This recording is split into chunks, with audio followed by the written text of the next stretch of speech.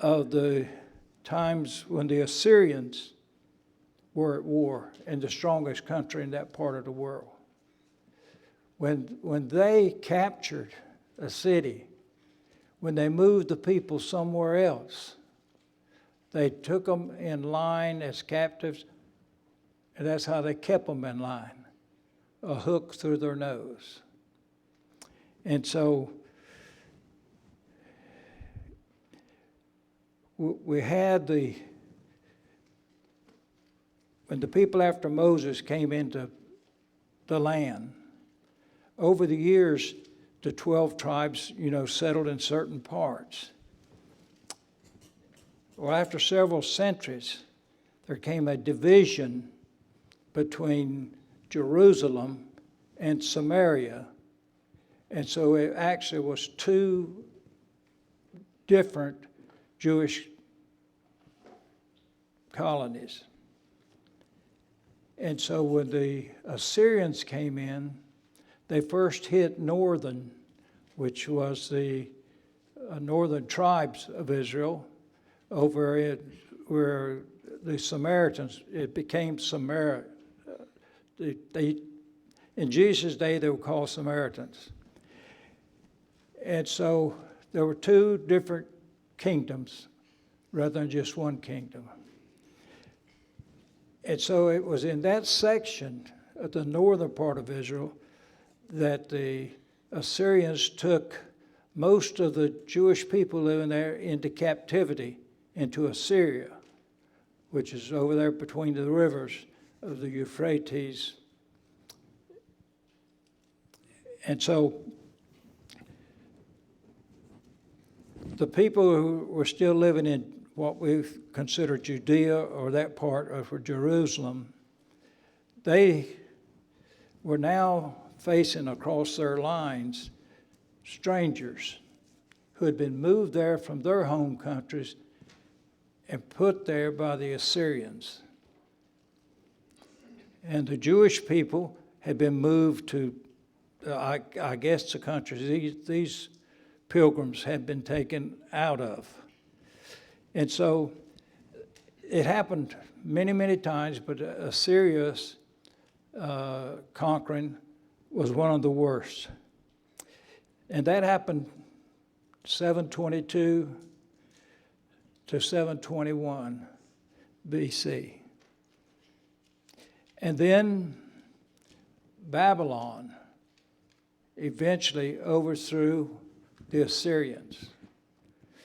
Then Babylon, the other countries around, they also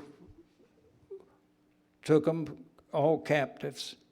And so they came down to take Jerusalem. And Jerusalem fell, and the nation basically fell. And the people were taken into captivity that were down in Judah. And so both those that had lived to the north had been taken captive. Now the ones in the south have been taken captive, leaving a few people of the original stock. To go into Babylon, which is where Iraq is today, Babylon, they as a punishment from straying from the religion that God had established, they were there for 70 years in exile. And they began to return when Persia overthrew the Babylonians. And Persia, of course, is where Iran is today. So it's all one big split up family in that part of the world. And they're still split up, as we well know. So Assyria was from 722 to 721. Babylon, Chaldea, was from 606 to 597. And then from 586 to 586. And then Rome ascended to the top and captured a bunch, and that was in 63 BC. So that's where it was when Jesus was born. But that wasn't the only way that the Jewish people had been moved or that they had scattered into the earth.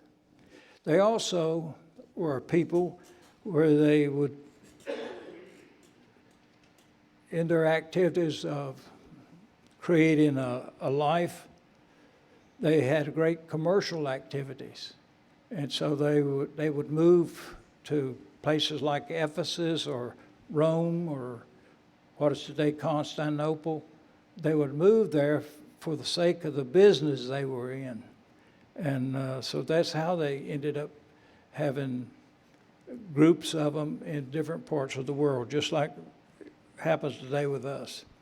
Now, the book that James wrote to the Christians, which is what we're going to be studying, it was written primarily to Jewish Christians living outside of Palestine. So they are part of the diaspora, or the scattering of the Jewish nation. Now, who wrote the book? James. James who? The brother of Jesus. James, the brother of Jesus. And so we can read about that in Matthew chapter 13, verse 55, and Mark 6:3. James, one of the brothers of Jesus. But he didn't say he was the brother. He wanted people to know that what he was doing came from his trusting in God and Christ. So when he was talking, he didn't tell them that he was Jesus' brother. Well, He said, "Sister Hansel." so he was Jesus' brother. But at one time he did not believe Jesus was the Son of God. Imagine your family, and one of you all of a sudden shows up at a higher level of life.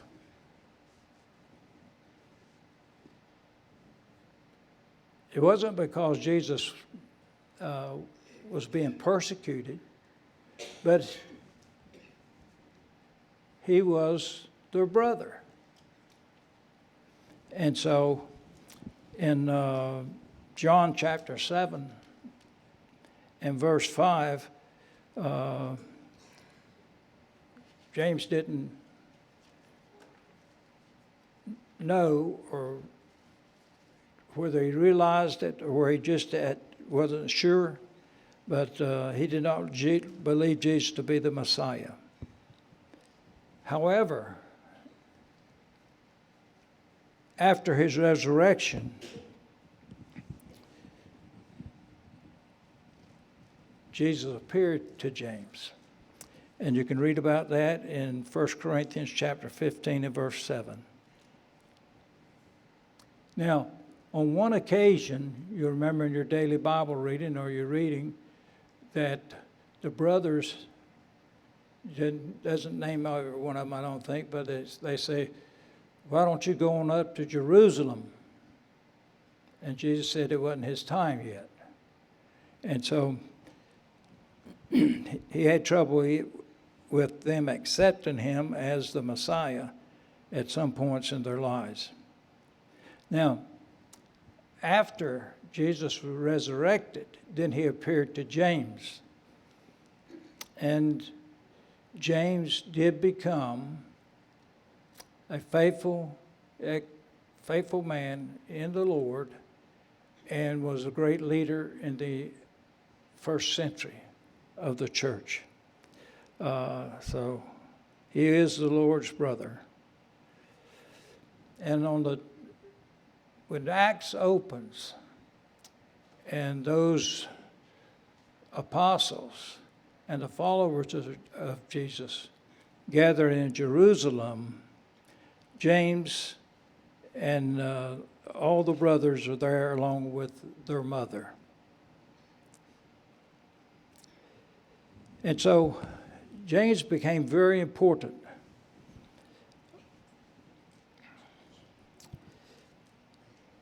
And it became clear that he was a leader. To James, Peter sends news of his escape from prison. Remember when Peter was being held in prison and the angels took him out of prison?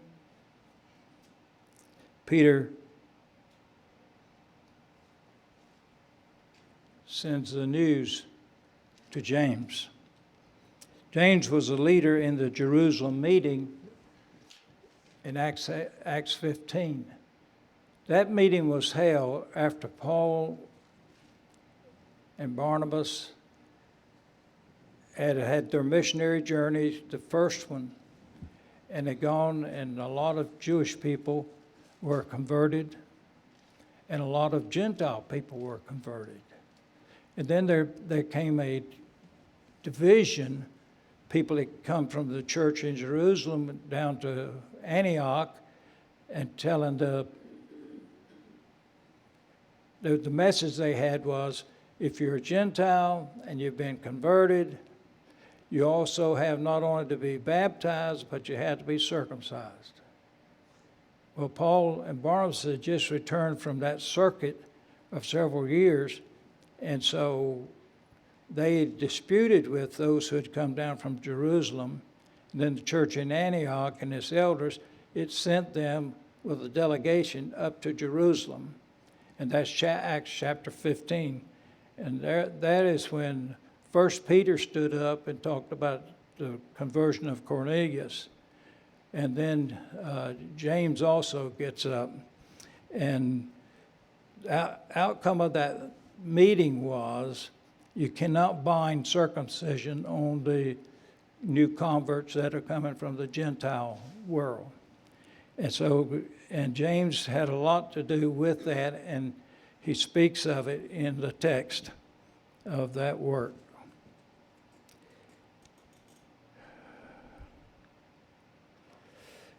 In fact, after Paul was converted by Jesus and the incident on the road to Damascus, after he came back from the Syria and that area, he went away after he was baptized in Damascus, and he went to into the country beyond them. And then when he comes back, it's at least 3 years later, following his conversion, he goes to Jerusalem, and that's where he meets James. And so they become engaged with one another. And that's in Galatians chapter 1, verse 18 through 19. And 2 through 2:9. It was to James that Paul brought the collection from the Gentile churches on his last visit to Jerusalem. We know about that. We're reading it out of 1 Corinthians, where Paul and the people traveling with him were going from congregation to congregation, and they were collecting funds for the poor saints in Jerusalem. And it just so happens that as he carries, Paul and his companions end up going up to Jerusalem with the funds, turning the funds over. That's also when Paul is arrested. And so James was, at that time, very notable within the church. Yes. When was he arrested? Pardon? You just said something about James being arrested. When was that? Was it in Acts 21, 18, 8 or something? 18? No, that's Paul being arrested, not James. As far as I know, James did not get arrested. So that's a little bit of the background of the book. But looking at the book, evidently James' style of writing, James is not a systemic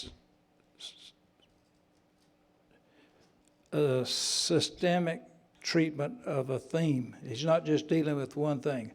It's more like a book of Proverbs on a variety of subjects. So he's not just got one thing that he is explaining. And the book of James gives a large place to wisdom,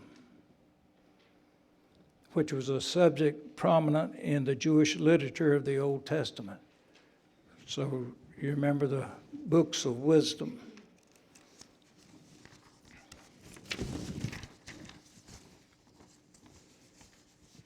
Now, some of the great words in the book, wisdom, it talks about wisdom, talks about perfection, talks about the importance of humility, spend time on the law of liberty, and also on religion as a service. And it spends some time on the idea and the truth of faith. It's strong on developing patience and prayer. And so we're going to be following, starting next week, an outline of James. And we'll see that he goes from one thought to another thought to another thought. In chapter 1, he'll salute whoever's reading the book. He'll talk about the trials that people who are Christians run into and have. Talks about the place of wisdom in our living for the Lord. Talks about the high estate of facing poverty. Then there's how we deal with temptations. Negatively considered, they do not come from God. In other words, he states that God does not tempt anyone. And it deals with the idea of the new birth, which Jesus had said very early to Nicodemus, you must be born again. And so it deals with that for these that are now in the faith and get to read the letter. It talks about pure and undefiled religion. Religion's always been around. Some form or something people worship together, a religion. But he talks about pure and undefiled religion. We have problems today with religion. There's religion everywhere. I mean, we're neck deep in religion. But in the countries we consider way behind us, they're neck deep in religion also. A lot of it we don't understand. We can't see how they would even think about it. And they look at us as if we're in the same way. So there's always been religion. There always will be religion. Now, we're fortunate. We know where our religion came from and the reasons we believe. So he talks about the gifts of God, the importance of patience, the importance of prayer. And so James's book is not just a single development of a single theme. It's about the life of the Christian. But the life of a Christian, for you and me, there's trials. Everybody's got trials. Even those who have large bank accounts have trials. Even those who have very good health, there are trials. Trials are just a part of living. And so he addresses that. And he addresses the high standing or the high estate in the face of poverty. So you can be poor, you could be in poverty, and still be very much in the arms of Jesus. Now, most of us don't feel like that we're very rich, until sometimes we go in and see some real poverty. Then we realize, I really have been blessed. I mean, you just think about it. I'm driving a 20-some-year-old truck. Every day I get in that thing, I realize the blessing I have. I don't think about those new big boy trucks with the high tires on them. And I told Ann one time, a long time ago, I said, when I retire, I'm going to get me a big boy truck. Well, I did get one. It's sitting in the driveway at home. It's an 85 model, not an 85, a 2005 model. But you open that hatch door on the back of that, there's not a scratch or nothing inside the bed of that truck. My neighbor across the street told me one day, 2 or 3 years before he passed, I asked him how he was doing. We'd meet out at the mailbox. He was a retired Marine. And he was telling me one day, I said, well, how are you doing? He said, not really good. He said, but I want to sell my truck. I'd seen that truck from the day it was brand new. He would back it out of the garage. He'd go in the rich lands or somewhere, buy whatever he went to buy, come back, put it back in the garage, put the door down. He slept in that garage every night.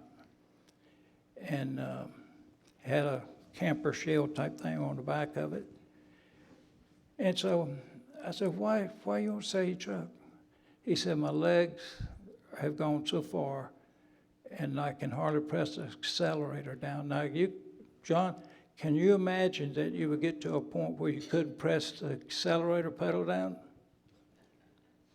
And so he said, I won't sell. I said, well, I get around a lot of people, and I can mention it to them. I said, by the way, how much do you want for it? This is when trucks were in short supply. He said, $3,000. I said, excuse me just a minute, I need to go talk to Ann, because I think we have an interest in your truck. So I go running in the house, didn't fall over anything, and I said, Ann, we can buy our neighbor's truck for $3,000, and I think we need to do it. She jumped on board. She said, I think we need to do it too. See, my truck at that time had 254,000 miles on it. That one had 765 miles on it when he offered it to me. So that was a great gift from my neighbor. I believe God was in the mix there. But anyway, one of the guys in the Kiwanis Club has been a car salesman or worked in car dealerships all his life. So I drove by to see him, and he came out, looked at my truck, and he said, Ron, only difference between you and Jesse James, he used a gun. But John was talking to me about my truck and his experiences last week. But the point is, I'm fortunate in that things happened in life that worked out good for me. And God's got his hand in all that we do. So we don't need to get so prideful thinking we did it all ourselves, because we don't.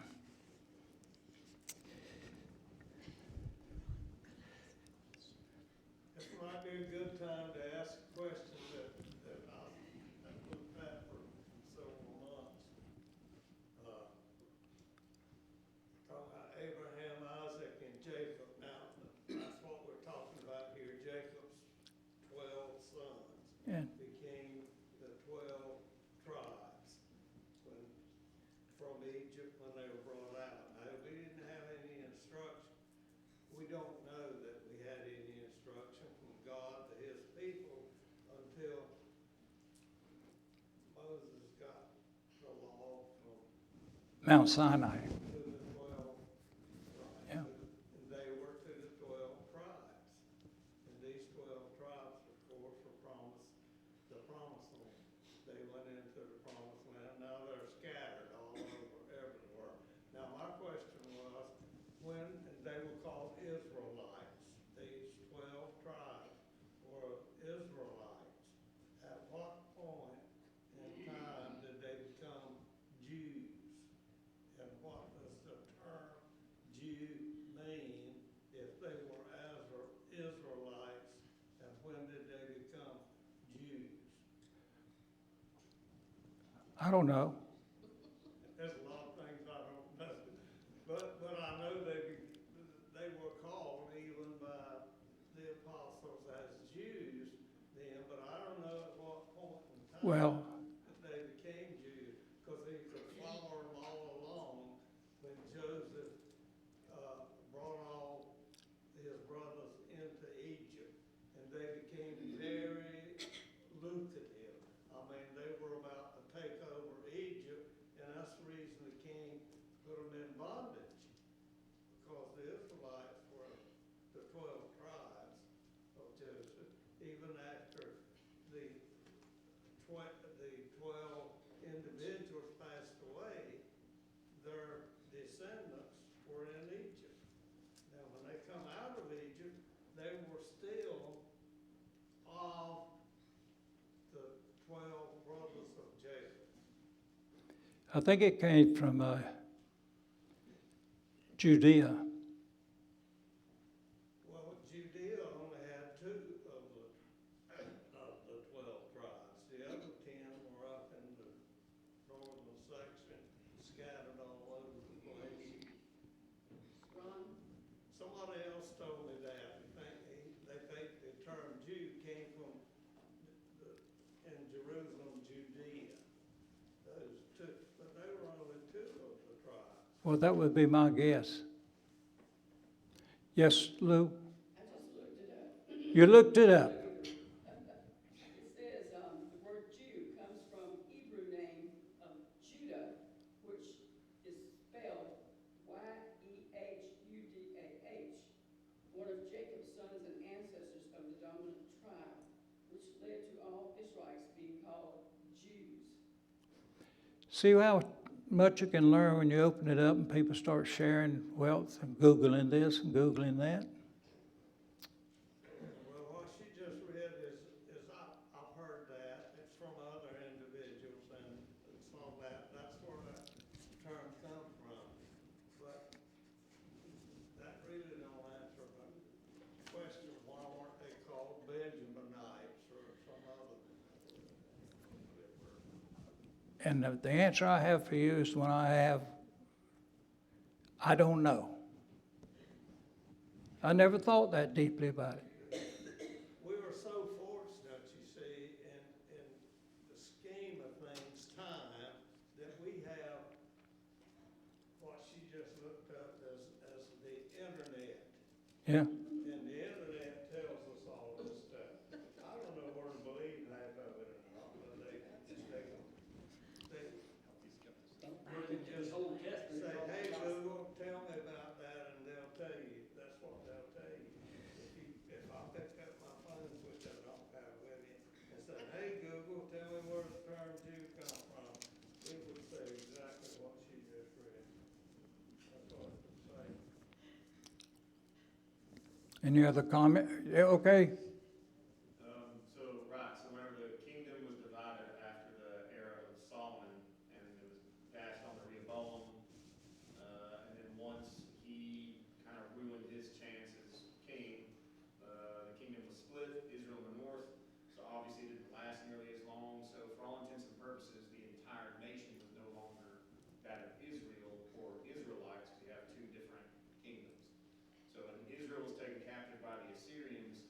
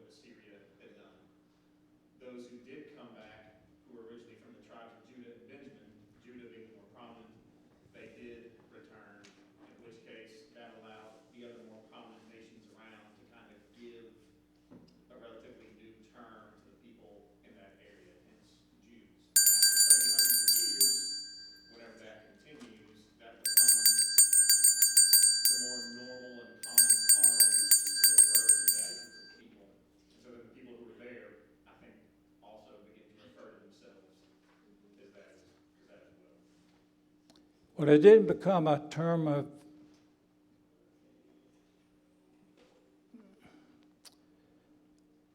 it didn't become a term that people used to put them down. It was just where their heritage, where they came from. So my heritage is probably from England, since I am an Edwards. I know one thing, I'm not a tribe of Scotland, because I walked into one of those shops when I was over there and asked for my tartan. And he says, "What's your name?" I said, "Ronald Edwards." "You'll get none of that here." So I left the shop. And so we picked on, around the world, you pick on people. And sometimes it becomes a derision. You're putting them down. And things happen in history that sometimes we don't know, and sometimes we do know.